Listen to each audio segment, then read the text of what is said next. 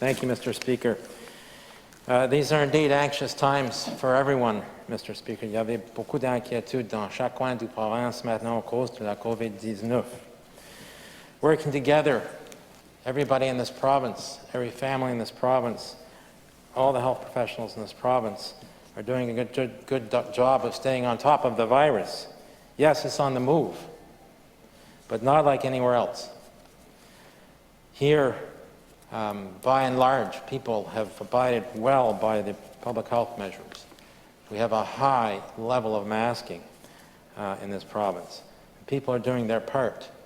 And our secret weapons in this fight are our contact tracers. Our contact tracers are essential to smothering outbreaks. And that's important for everyone to understand.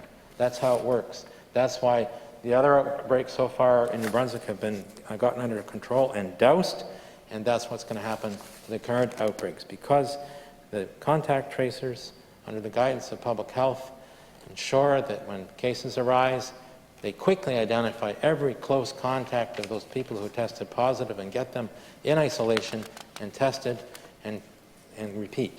Test, contact, isolate, test, contact, isolate. That is how the outbreaks are being smothered in New Brunswick when they pop up. And yes, we have 2 regions of our province in orange right now, but I have all the confidence in the world that they will go back to yellow soon. It's tough, c'est difficile pour les personnes qui vivent en Sud, for people who live by themselves, especially seniors and young people in the orange areas who are feeling isolated, and hopefully that won't last very long. That is the case. I know that in orange areas people are preoccupied by everything that's going on around them. Maybe their family or friends have been identified as a close contact or are being tested or have turned up positive as coronavirus. It's very difficult to concentrate on work or on schooling. And I think it's important that everyone knows in this House we appreciate that challenge. But the work is going on to try and douse these outbreaks. Mr. Speaker, the work of this House, despite the pandemic, is more important than ever. And really, we've only sat for 12 full days out of 328 in this year to do our work on behalf of New Brunswickers. When you look around the country, Mr. Speaker, with the COVID pandemic, Ontario, which has 10,000 active cases, their legislature is meeting.